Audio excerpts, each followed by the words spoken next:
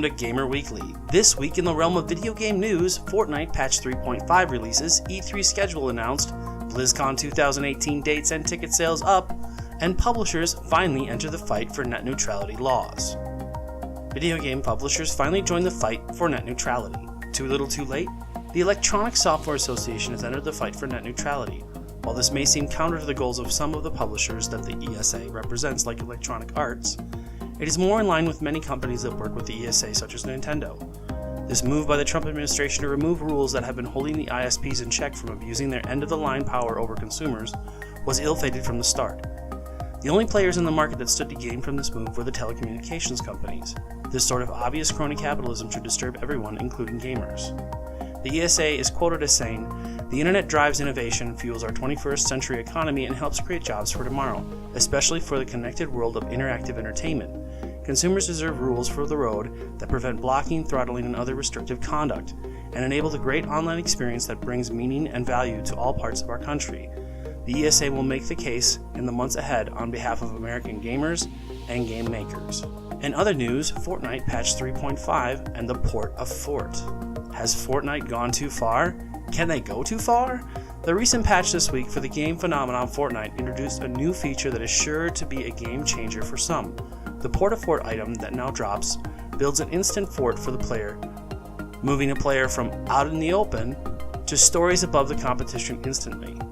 The Seeking missile launcher was removed from the game and has yet to hear if it will be returned.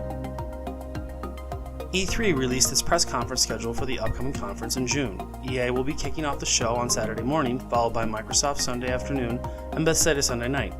Nintendo and Sony still have placeholder slots on the schedule. Among many developers and publishers coming, Project Red has announced it will be attending.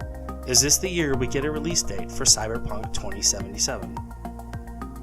In our cosplay corner this week, we have Moleva, a Russian cosplayer who gained recognition from Irrational Games, developers of BioShock Infinite, for her cosplay of Elizabeth. Her spot-on depiction of the character led to the developers to elect her as the real-life model for Elizabeth. As always, links for all our stories and Anna are in the description below. In our shorts this week, we have Watching Real Sports will soon be surpassed by watching video games. Check it out at Forbes.com. Short number 2, the gender bias in video game development. Eurogamer was recently shown to be the lowest ratio of female to male writers in the business. In a recent article, they focused on the gender gap in game developers in general. And lastly, Blizzcon tickets are up for sale. Blizzcon has announced this coming November 2nd and 3rd at the Anaheim Convention Center, BlizzCon will be happening. Tickets for BlizzCon will go on sale on 2 dates, Wednesday, May 9th at 7 p.m. and Saturday, May 12th at 10 a.m.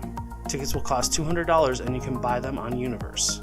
For those of us that are unable to attend BlizzCon in person, the virtual tickets will be announced at a later date. Thanks for stopping by. This is all I found interesting in the world of video games this week. Please give the channel a subscription and like this video.